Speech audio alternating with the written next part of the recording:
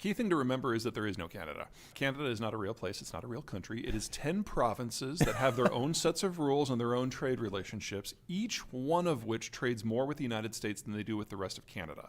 I don't mean that to say that that is a bug. That is a feature because it makes the provinces a lot more dynamic and functional when there are changes in environment. Number one, don't think about what is good for Canada. Think about what is good or bad for Ontario or Quebec or BC or Alberta. There is no unit. You guys didn't even get an internal free trade agreement until 2-3 years ago. The future we're moving into is one where we're going to lose a significant amount of energy production out of the Russian space and out of the Persian Gulf. So in that environment, anyone who is a stable energy provider can kind of write their own check. Alberta is, with Texas, at the very top of the list in terms of regional systems that are going to do very well. That's number one. Number two, we're seeing a breakdown in the trade system that allows global fertilizer to be produced. In North America, that does not apply. North America makes all of its own nitrogen fertilizer. Saskatchewan produces almost all of our potash fertilizer, and we can get phosphate from some places within North America, but certainly within the Western Hemisphere. Right.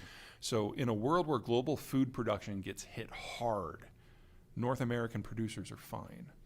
And the crop that is going to see the most dynamic change in pricing is wheat, because wheat is only grown in places where nothing else will grow. Because it'll grow almost anywhere comparatively. Yeah. But we've pushed it to the margin, so it will only grow in places where only wheat can grow with industrial inputs. So if you break down the industrial inputs, most wheat production around the world is going to fail, or it will have to be relocated to better land. That does not apply to North America. So if you want to talk about the crop that is going to see just explosive increases in prices, that's wheat, and that's a story for North Dakota and for Kansas and for the prairies. To be kind of at this nexus and to be the most capital-rich city in Canada, these are good things. If Alberta does nothing different at all, you're going to be one of the fastest growing parts of the world for the next 30 years. Everything is upside potential. Is Canada being viewed as an energy and perhaps even a food supplier that can be counted on in the next world? Food supplier, absolutely. There's no reason to expect that will change. Energy supplier, you've never been considered an energy supplier to the world. You're an energy supplier to North America. To the United States. There's a difference, yes. And the questions that the Japanese and the Germans had, they were not coming to Canada because they thought it was going to be a slam dunk. They were coming to Canada because it's a Hail Mary. There are no places in the world that can easily step into Russia's shoes from the European or the Asian point of view. And honestly, I don't think the Germans or the Japanese were very hopeful when they arrived in the first place, because let's be honest, you are not a country, you are 10 provinces, which means for Albertan crude to get out, it has to either run through British Columbia. Oh my God, I mean, the BCers, we're about to get a new pipeline there with the Trans Mountain expansion. I would not hold your breath on that one, because just because the federal government has kind of given in to allow it to happen, the political coalition that is supporting the minority government is not in favor of that. Mm-hmm. And the federal government is unlikely to do anything, even when it's built, to make sure it can operate. So all of the protest groups, especially the BC government, which is one of the protest groups, are going to do everything they can to stymie that pipeline from the day it's finished. So I wouldn't count on that one. And then if you're going east, oh my God. It's like, it's like BC on steroids in order to get it off to the East Coast. Right. And especially Quebec has said that they're very, very uninterested in any future pipelines. And even then, if you can get the natural gas to the coast, you then have to build an LNG liquefaction facility. No one has ever built one of those in less than 5 years. So when Japan and Germany were like, they were kind of hoping against hope that something would happen, but it was hoping against hope. There is no way to fix their problems with LNG in the midterm. The United States and Canada are two of the world's greatest agricultural producers and massive exporters. Check, that's not going anywhere. The North American system can provide for its own input system for agriculture, so it's not going to go anywhere at all. Canada and the United States are two of the world's largest energy producers and processors. Yeah. That's not going anywhere. So already the basics of civilization look pretty good. We've got ocean moats. We don't have to worry about an invasion. Check. Our demographics. The United States is the healthiest demography in the advanced industrial world. Mexico is the healthiest demography in its peer class. Mm-hmm. And Canada has the best record in the world, bar none, for attracting people in their 20s and 30s via immigration. Mm-hmm. Those three together make North America by far the best demographic picture on the planet. So our capital structure is more or less stable. Our consumption base is fine. Our weakness is in manufacturing. Because of the shale revolution, the United States is very good at low-end manufacturing, heavy chemicals, plastics, that sort of thing, because we have the cheapest inputs in the world. Right. We're also, because of our educational system, the best at the high end. That's where Canada competes, and not well. In the middle are the Mexicans. Right. Everything from heavy machinery to automotive, they excel. So the challenge moving forward is the other stuff, the stuff that we've largely farmed out to East Asia. On the low end, the materials processing, that's primarily a China story. I'm really not worried about the long-term picture, because we're talking about, when you want to turn lithium into metal or bauxite into aluminum, this is 1920s technology. This is not hard. It's not even very expensive. You just have to take the time to build and site the industrial plant, and you don't do that overnight. So it's probably going to take a shortage to force us to do it, but it would already be far more cost effective to do it on the US Gulf Coast than it is in China. So I'm not too worried there. I'm worried about electronics. Right. Electronics, computing, cell phones, that sort of thing. The thing with electronics is there are so many pieces of different quality sets that require different labor forces, some of which earn $1 a day, some of which earn $1 a second, in close proximity. So in North America, particularly on the Texas-Mexican border, your average car, the pieces are crossing 5 and 6 times Right. before you get your finished vehicle. That's an industry where we found a way to make it work. Electronics is a lot more complicated than automotive. And the disconnect, the delta between the low end and the high end labor required is much bigger. Right. And so you need the Japan, Korea, Taiwan, China, Vietnam, Indonesia, Thailand. You need all of them to do it at scale. That's going away. The only place in North America where we even theoretically could do that is the US-Mexico border region. And maybe if we loop in Colombia for the really low-end stuff. It's not a natural fit like Southeast Asia is. And so that is going to be the biggest adjustment for us, is how to build electronics at scale without that sort of differentiated labor system. And I do not see many opportunities for Canada to play in that space at all, because the Canadian border is with the United States, which is a similar labor structure. Right. We don't have those competitive advantages of any kind. Honestly, the hard work is done. So, and the person you have to think about this is Donald Trump, which I know, I can see you breaking out into hives already. One of the many clauses about NAFTA 2, I mean, let me start out. I am not a fan of Trump in any way, shape, or form, but I thought NAFTA 2, the way it was done, how it was done, when it was done, was beautifully done. I realized that It's there are a lot of largely people viewed very positively in the business community of Canada, too. I mean, you guys lost a lot of your perks from NAFTA 1, and let's be honest, it was time. But part of it is that the rules of origin laws, especially when it comes to things like automotive, are pretty strict. And that's really, really bad for any automaker in the world who is not in NAFTA. You are. Now, I think the best way that Canada can leverage this is in processing, and this is specifically Alberta. You've got the land, you've got the green space, and especially in Alberta, you've got the cheap electricity and the cheap energy. And that is the big hole that we have in the midterm. Now, the Gulf Coast is going to do everything it can to dominate this, but there's plenty of room for materials processing in Alberta, and I think you really need to take advantage of that. Beyond that, if you want to go into manufacturing, I'm not sure automotive is the greatest place for you to compete overall, because you don't have proximate centers to synergize with. But the more advanced components, the ones that are very high value added, the ones where transport is a minuscule, if not a rounding error to zero, part of the value. Basically, if the part can be flown to its assembly location in an economically viable manner, that's where you can play.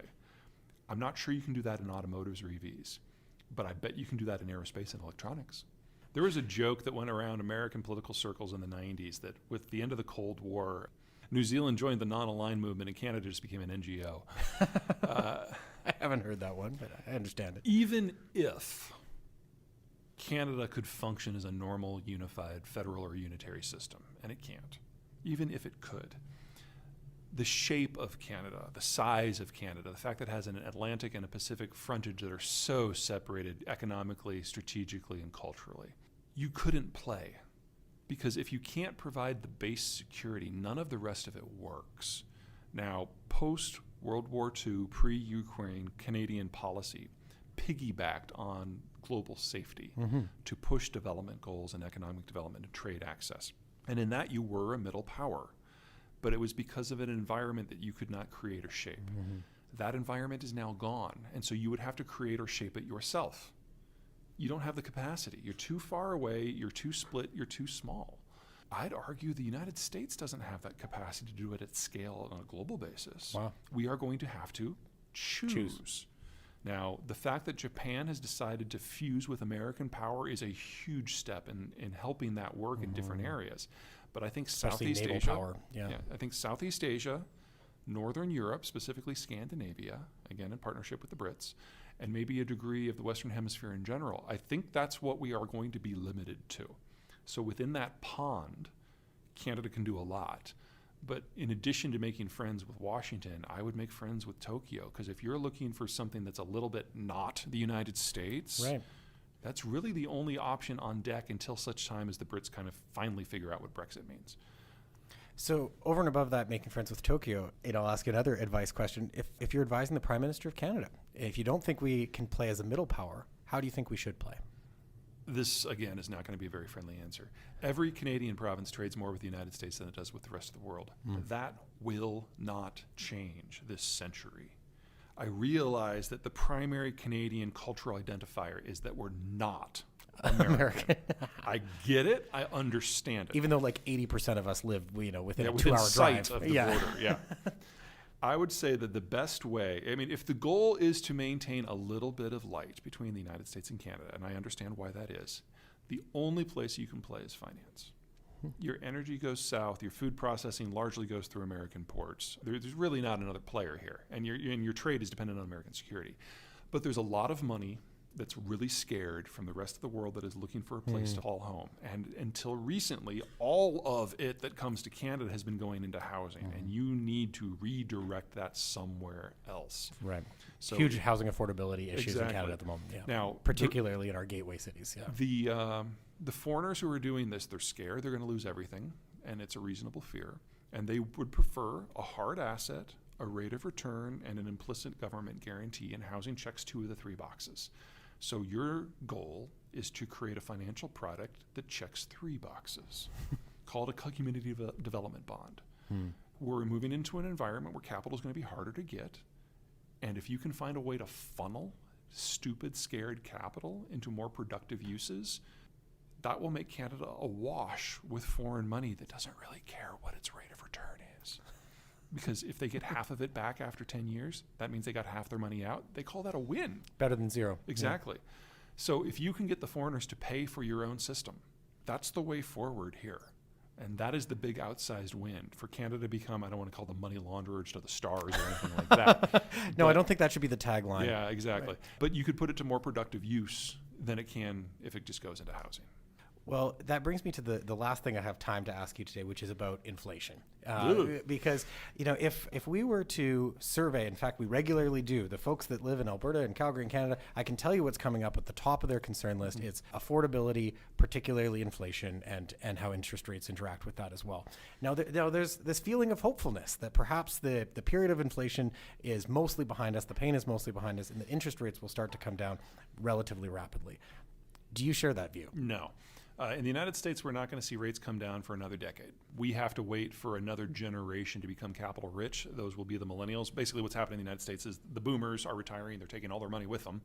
And even if interest rates were able to come down, capital costs really wouldn't. We have to wait for more people to enter their 50s. That means 2030 to 2035 is when we see the break. Canada's inflation is coming from 2 sources. Number one is the property market. There's no reason to expect that to get better except for this ban on foreign purchases. The foreigners are going to find more and more creative ways to get around that. And so the policy will have to continually be updated to keep that under control. But the second reason you've been dealing with inflationary issues is COVID. From the point that a demand profile shifts, whether it's because of a lockdown or a new vaccine makes it impossible to open, or the anti-vaxxers throw a fit, or the anti-vaxxers all get put in prison, whatever it happens to be. It takes about 18 months for the supply chains to match the new demand profile. And in the United States and Canada, it was 18 months ago that we started our opening. So we're finally getting to the end of the COVID impact. And so yes, you're seeing disinflation now as the supply chains are finally repaired. What I see coming is disruptions that are far more serious, not in demand, but in supply. Right. materials out of Russia, energy out of Russia, finished goods out of China. All of this is going to hit us over the next few years. And typically supply-driven inflation is way harder to Much address. harder to fix because you have to build fundamentally new industrial plant in different locations or rebuild them from the ground up. Now, we will do that in North America. We will double the size of the industrial plant, but it will take us 5 years. And in that 5-year period, we will have inflation of 9 to 15% per annum. But it's not because we don't have stuff. It's because we're building the ability to have stuff. And it will be rampant economic growth to be paired with that inflation. So it'll hurt, but at the end of it, we will have a supply chain system that is simpler, cleaner, more energy efficient, that employs people on the continent to sell people to the continent, that is immune to things that happen beyond the continent. This is a good story, but it's not a straight line, and it is bumpy.